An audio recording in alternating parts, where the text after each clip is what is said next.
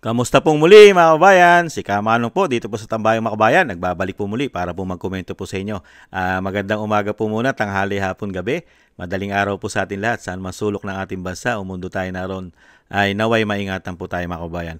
Ito po, pag-usapan po natin mga tambay.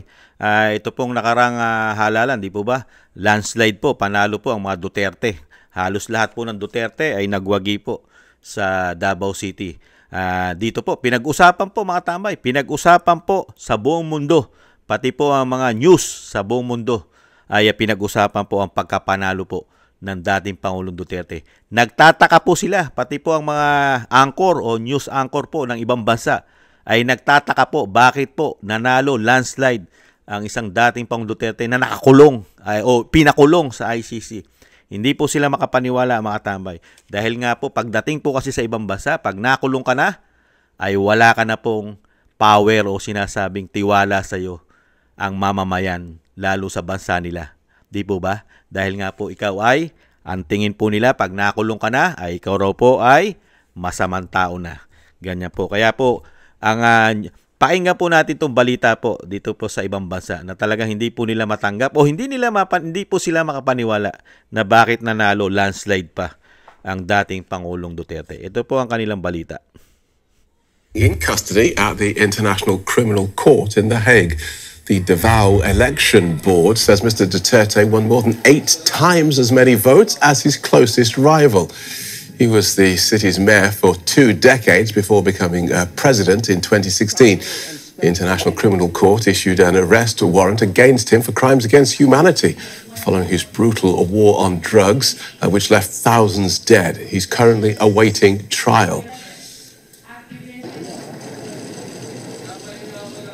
We get more from journalist Dave Grunebaum, who joins us from the Philippines capital, Manila. Welcome, Dave. So how does a man in custody win an election by a landslide? Well, to his supporters back in his hometown, Davao City, he's just a legend who cracked down on crime, who cleaned up the streets. They will tell you that before he came into office as mayor, there was just so much drugs and crime all over the city, and that he took the drug lords on directly and cleaned up the streets. That's why they love him.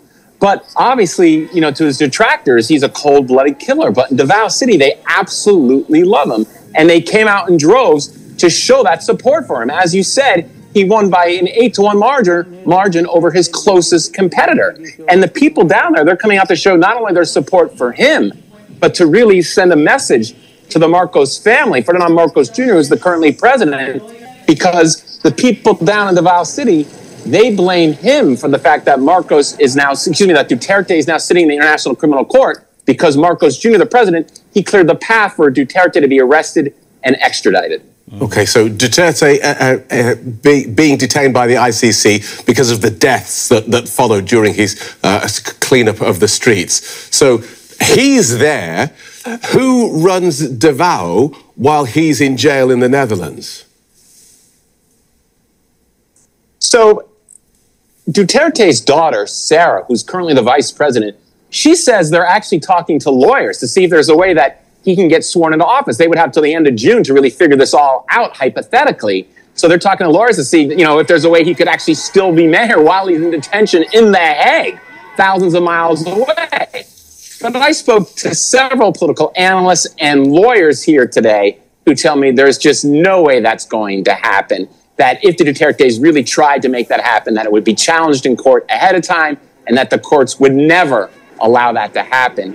Assuming that's correct and that would be the case, what happens is that the vice mayor assumes the responsibilities, and that means it would go to Rodrigo Duterte's son, Sebastian, so it would just stay in the family. Okay, really is a family business there. And you mentioned that the daughter, Sarah, currently vice president, who herself is facing impeachment. And I wonder if this massive victory for her dad is in any way politically helpful for his daughter. Not only does it help her and the whole Duterte brand, but more importantly, there was a Senate election for 12 of the 24 Senate seats that also went on. And when you talk to political analysts of the way that lines up, the key thing for Sarah is the magic number of 9. Between all 24 seats, she needs to make sure that at least 9 people would not convict her. And you like to think these decisions are made based on the evidence, but the fact is in the Philippines, for many of these senators, it'll be based on which way the political winds are blowing that would favor them. And every analyst I spoke would say that Sara Duterte has probably achieved that she's now going to have enough people that would vote not to convict her. And the importance of that is that then would allow her to stay on track to run to be president in 2028. Keep in mind, the current president, Ferdinand Marcos Jr., he's limited to 1 term. And if Sara Duterte becomes the next president, Ferdinand Marcos Jr., the current president, would have a lot to be fearful of, because then Sara Duterte could take revenge on him for clearing the path for her father to end up being sent to the International Criminal Court. So the drama could just continue here. Okay. Philippines politics, a family business. Thanks for talking us through that, Dave. Journalist Dave Grunebaum. Hindi makapaniwala yung itim, di ba? Dahil nga po, nakakulong, nasa The Hague. Talagang hindi siya makapaniwala sa nangyayari po sa politika sa atin. Kasi tinamnan po kasi nila yan eh. Kaya po ang pagkakaalam din po sa ibang bansa, sa buong mundo, na masama po talaga ang ginawa po ni dating Pangulong Duterte. Dahil na tinamnan po yan, lalo-lalo po si Maria Ressa, di ba? Tinamnan po nila ng libo-libo, mahigit 30,000 po yata ang sinasabi pong namatay po dyan. Di ba? Yung war against drugs, di ba? Grabe. Kaya dito po mga tambay, nakita nyo po. Kaya po buti na lang po meron pong yung puti, yung kasama niya po ron na journalist, talagang sinasabi niya naman talaga nung panahon po na ang dating Pangulong Duterte, di ba, magulo, hindi maayos ang syudad, pero nalinis po, di ba? At talagang yung pagmamahal ng Davao City ay hindi po yan matatawaran, mga katambay. Kaya po yan, pinakikita po sa buong mundo, mga tambay, talagang ang pamilya Duterte ay hindi po pwedeng tawaran ang paglilingkod sa kayong pagmamahal ng mga Pilipino, lalo-lalo po ang Davao City, di ba? Kaya po maling-mali po kasi nakakarating po sa ibang bansa na pinasasama po talaga ng husto ang dating Pangulong Duterte, lalo-lalo po yung ginawa niya na napakarami pong Pilipino nakinabang do sa war against drugs. Di po ba, mga kabayan? Ito po, kasi hindi po nila binabalita ito at ayaw po nilang pansinin ang problema ng bansa. Ano po ba ang problema ng bansa natin? Ito po isama po natin ito. Ito po talaga ang problema ng bansa natin nung maupo po ang dating Pangulong Duterte. Hindi pa po siya presidente, alam niya na po ang problema ng bansa, lalo po yung sa syudad niya, sa Davao City. Di po ba? Ito po yun balik tanaw po natin ang problema ng ating bansa. Muling ipinakita ni Pangulong Rodrigo Duterte sa publiko ang makapal na listahan ng mga opisyal ng lokal na pamahalaan tulad ng governor, congressmen, mayor, mga tauhan ng pulis, militar at barangay captains na sangkot umano sa illegal drug trade sa bansa. 3 bagong mga pangalan ang binanggit ng Pangulo. Representative Vicente Belmonte, Mayor Lawrence Cruz, that's an illegal. Mayor Willie Lim, pero high profile. Lahat yan. Ginawa ng Pangulo ang pahayag ng pangunahan nito ang pagbibigay pagkilala sa mga katangi-tanging overseas Filipinos at organizations kahapon. Bukod dito, binanggit din ng Pangulo ang isang senador na sangkot din sa illegal drug trade, subalit kinilala pa niya at binigyang parangal sa ibang bansa. This is the drug industry of the Philippines. In here are the names of municipal mayors, almost all of the barangay captains, and a senator who was playing at the same time, and she was glorified with an award in Washington, D.C. Samantala, ipinag-utos na kahapon ni Pangulong Duterte ang paglalabas ng 1 bilyong pisong pondo para sa rehabilitasyon at pagpapagamot ng mga drug addict. Sa susunod namang taon, ipatutupad na rin ni Pangulong Duterte ang pagkakaroon lamang ng hanggang sa 2 security official ng bawat politician. Next year, I will impose the 2 limit. 2 security officers. And the rest will go back. That's what I said. Una nang nabanggit. Yan po, mga tambay. Sino po yung sinasabi niya kasama ron sa talagang talagang nagpasama ng ating bansa, lalong-lalo po sa pulburon. Ito po yun, nabanggit niya senador.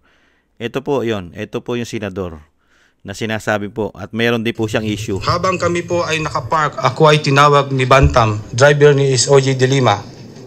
Habang hawak-hawak niya ang cellphone ni Ronnie Dayan na naiwan sa loob ng sasakyan.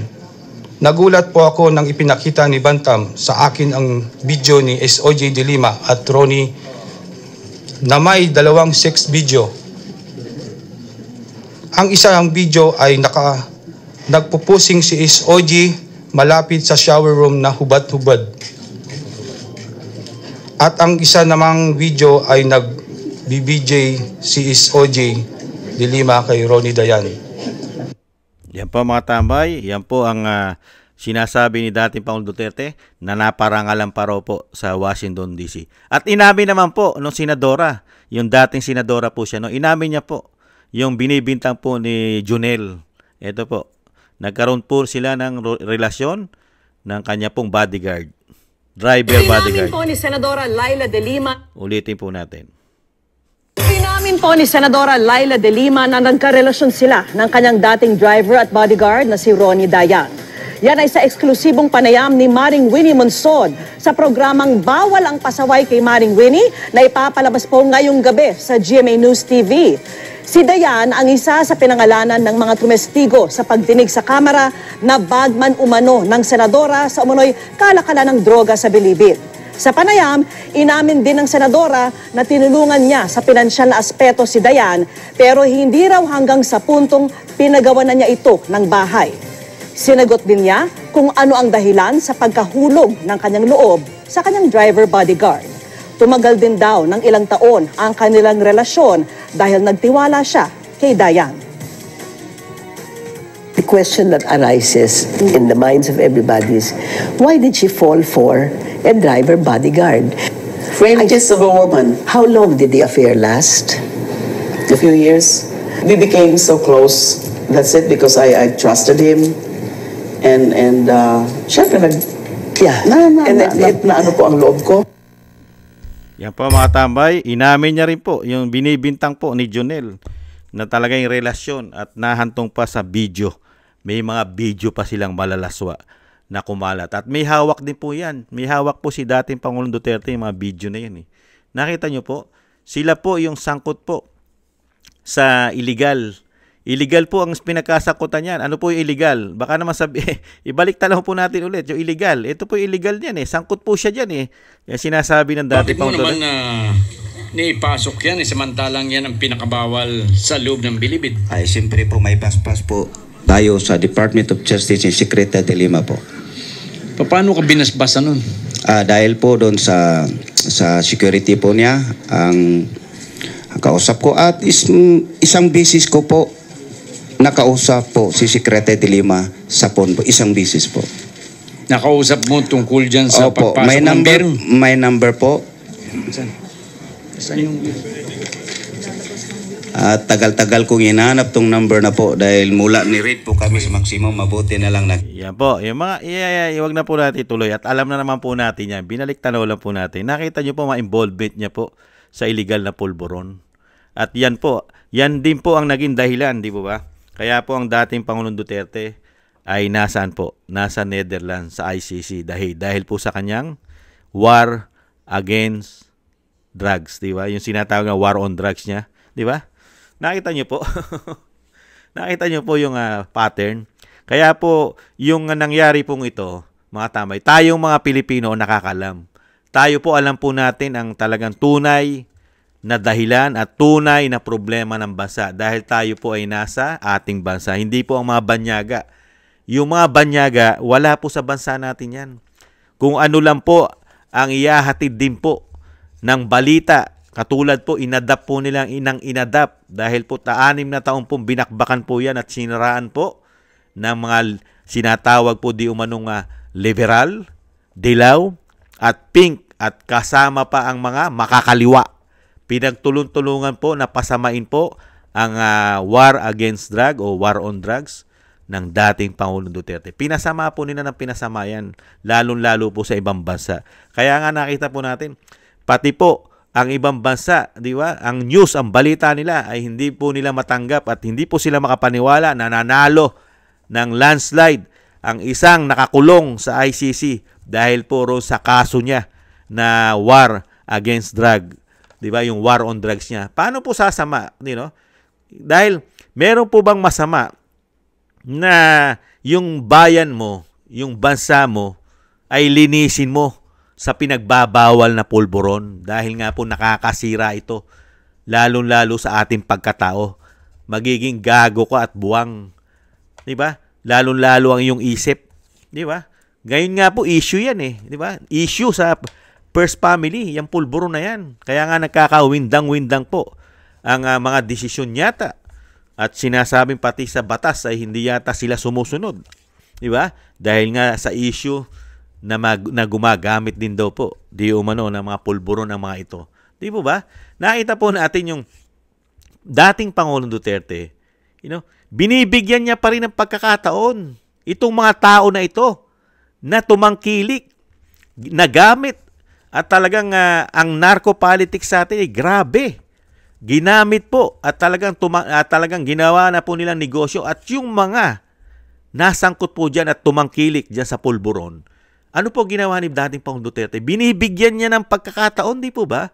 Nagpatayo siya ng napakaraming rehabilitation. Di ba? Magparehab kayo. Magbagong buhay kayo. Sa katunayan nga, pati sa aming barangay na walang rehabilitation sa aming barangay, sa aming syudad, sa aming city, nagkaroon. Nalagyan dahil napakarami pong addictus sa amin. Totoo po yun. At mismo, sa aming barangay, yung barangay chairman, nagtago. Dahil nga po, sangkot din. Saan? Sa narco politics. Sangkot po ang aming kapitan nung panahon na yon. Na Pangulo ang dating Pangulong Duterte. Iniwanan niya po ang pagiging kapitan niya. Tinakasan niya. Mga kabayan, dahil nga sa pagiging involved sa pulburon. Talagang tama po yung sinasabi ni dating Pangulong Duterte, Narco politics na tayo nung naupo po siya. Isang damukan ang problema natin. Mga politiko, mga kapulisan, halos lahat, mayayaman. Di po ba? Gumagamit. At ngayon, napapatunayan po natin ngayon sa panahon natin, napakaraming gumagamit pala ng pulburon hanggang ngayon, pati mga politiko. Takot na takot magpa-drug test. Bakit kaya? Dahil gumagamit din sila. Kaya ayaw nila magpa-drug test katulad ng Pangulo. Ayaw magpa-drug test sa buhok. Sa hair follicle drug test ang Pangulo. Bakit kaya? Kaya nga yung sinasabi ng dating Pangulong Duterte, tama. Dahil ngayon po, lumalabas ang katotohanan. Lalo po ngayon lumalabas ang katotohanan. Na napakarami palang sangkot at gumagamit ng pulburon. Di mo ba? Nabunyag po sila, pati mga anak ng mga politiko. Pati mayayaman, pati mga celebrity. Nung panahon ni dating Pangulong Duterte, napakarami na po mga celebrity. Pero hindi po tumigil. Dumami pa yata ngayon. Di po ba? Kaya, itong journalist na ito, itong media, itong ibang bansa, ang inadapt nila yung maling impormasyon na nakarating sa kanila. Dahil nga po, hindi sila makapaniwala. Dahil nga po, ang kanila pong pinaniwalaan yung mga dinala-dalar po roon na balita na katulad po ni Reza at ni dating Vice President Leni. Talagang idinadayo pa ng kasulok-sulukan ng mundo yan para po ipahayag lang ng war against drug at war on drugs ng dating Pangulong Duterte ay masama at napakaraming pinatay. Di ba? Mahigit 30,000 daw. Hinahanap nga natin yan. Hindi nga nila mailabas yan. Dahil hindi po totoo yan. Di ba? At ang karamihan sa sinasabi nilang 30,000 ay puro biktima pa po yun ng masasama. Lalo na mga addictus. Kasama po, mas marami puro ng pinatay. Chinugi ng mga addictus, ng mga makakaliwa. Di po ba? Mga kriminal. At yung mga pinagchuchugi ng mga pulis para po mapagtakpan ang kanilang mga kasalanan. Di po ba? Kaya lumalabas na po katotohanan. Yan po, isang katotohanan po yan sa mga media, lalo-lalo sa ibang bansa. Di ba? Na hirap nila, na parang hindi nila matanggap, lalo-lalo po yung anchor di ba? Yung itim, yung black. Talagang hindi siya makapaniwala na landslide ang nangyari. At syempre, sinabi din naman kung pati po ang sinasabi nga na ang Vice President daw ay na-impeach. Ma-impeach daw, may-impeach, di ba? Pamumulite ka kasi yan. At sinabi nga nung anchor, talagang yung politika sa ating bansa ay kakaiba. Dahil una-una, ang sinabi rin niya ng ang Pangulong Marcos sa isang termino lang. At talagang susunod na malaki ang tatakbo, siyempre, ang Vice President. Kaya nga ang sinasabi nga rin yung pwedeng maghigante o sila naman ang habulin ng pagnanalo ang Vice President, lalong-lalo ang ginawa ng administrasyon ng Marcos na ipatapon ito sa dahig, di ba? Hindi lang po 'yon. Hindi lang yung pagpapatapon. Napakarami pong pananagutan sa bansa ang pamilya Marcos, di ba? Napakarami po. Meron pa pong issue ng money laundering. Napakaraming pera po. Di ba? Ginto sa labas at pinagbabayad din po 'yan ng Amerika, lalong-lalo po yung Hawaii, di ba? Nag-release na po at nagbaba na po ng hatol na bayaran na po at magbayad na po sila ng damage sa mga biktima po ng martial law sa human rights po nila. Di po ba? At syempre po, napakaraming issue. Nung maging Pangulo pa ang Pangulong Marcos, isang damukal na issue ng korupsyon. Lalong-lalo po sa institusyon ng Kamara at Senado. Napakarami po nilang pananagutan yata at magiging ito'y napakalaking problema po nilang lahat. Pati po ang sinasabing pinsan na tinatawag na tambaluslos. Pati po ang asawa na First Lady ay meron din pong issue na kumukolekta ng pera ayon sa Vice President na hindi naman siya halal ng bayan. Kaya yan po, talagang pipilitin po nilang pabagsakin talaga yan. Gamit yata ang media. Di ba? Gamit ang makakaliwang grupo. At syempre, magkakasama po syempre ang mga politiko yata at mga oligarko yata. Magkakaisa na silang lahat kasi hindi nila magugustuhan makabalik ang Duterte. Dahil yung ginagawa nila ngayon, hindi na po nila magagawa yan. Di po ba? Lalong-lalo po ang mga korap, makakaliwa, mga oligarko na nasisingil, nagbabayad ng tamang buwis. Di po ba? Ngayon kasi, nangyayari po ba yun? Yung pagpapatakbo ni dating Pangulong Duterte, lalong-lalo po sa pulburon. Meron po ba tayo ngayon? Di po ba malayang-malaya ngayon? Kaya ngayon mga kababayan natin galit na galit Di ba? Pagka ang nachuchugi ay normal na tao, walang human rights.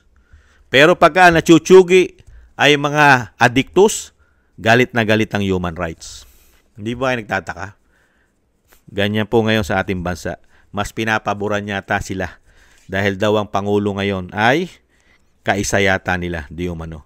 Yan po mga kababayan, talagang kasikatan po ng dating Pangulong Duterte ay talagang around the world.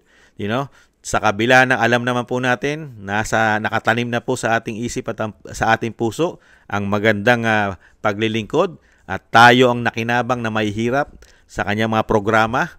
Hindi po katulad sa panahon ngayon, sa panahon po yata ngayon, ang nakikinabang po yata ay karamihan po ay politiko, oligarko yata, at pati po ang mga komunista yata.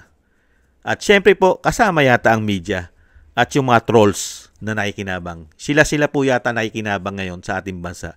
Hindi katulad ni dating Pangulong Duterte, ang nakikinabang sambayanang Pilipino, lalong-lalo ang mahihirap. Di po ba? Baliktad po. Kaya good luck na lang po sa mga international news. Good luck na lang sa inyo. Kung hindi nyo paniwalaan at talagang sa tingin nyo ang dating Pangulong Duterte ay sa tingin nyo ay hindi totoo at yung paniniwala nyo ay pinaniwalaan nyo yung mali, good luck na lang sa inyo. Dahil kami ay nabigyan ng isang matino at pinakamagaling sa kasaysayan ng aming bansa na nagkaroon kami ng isang magaling na presidente. Kaya nga lang, nabigyan din po kami ng isang presidente na worse, pinakapalpak, pinakawalang kwentang presidente yata ang naibigay sa amin. Di ba? Nagkaroon kami ng pinakamagaling, mahusay, at nagkaroon din po kami ng pinakapalpak, pinaka-worst yatang presidente. Isang top. Ganun po yun eh. Mga kabayan, maraming salamat po. Lalong-lalo po sa ating mga tagapanood. Thank you po. At sa ating mga subscribers, maraming salamat po sa inyo pong lahat. Shoutout po. Ingat-ingat po kayo. At syempre po, thank you rin po. At shoutout din po sa mga nagbibigay po ng tulong at biyaya sa inyong lingkod. Shoutout po, Kingston 123 ng Hong Kong, Eric Hershaw ng Canada, Jake Yahut ng Maisog, California, USA, Gina Ray, Solid DDS ng Berlin, Germany, Julieta Silona ng Sydney, Australia, Jem Aris ng United Arab Emirates, Jobelin Watanabe ng Japan, ako si Pilam, Annie Joe at si Teodorico Erguisa Jr. Maraming salamat po sa inyo. Ingat-ingat po, maingatan nawa po kayo. At thank you rin po sa mga gusto po ng Tambayang Makabayan sa YouTube at TikTok, at ganoon din po sa mga nagko-comment, like, share, and subscribe. Maraming salamat po. At yung dasal po, mga kabayan, sama po natin sa ating panalangin at dasal na maingatan po ang dating Pangulong Duterte at ang Vice President, mga tambay. Isama po natin sa mga panalangin at dasal natin. At tayo rin po, mga kababayan, ingat-ingat po tayo, doble ingat po. Mahirap na po ang buhay natin, mga kababayan. Kasama na naman natin sila lahat, mga kababayan. Itong mga nagpahirap sa atin, lalong-lalo po ang mga addictus, kriminal, mga makakaliwa. Ingat-ingat po tayo. Maraming salamat po sa muli. Paalam. Bye-bye.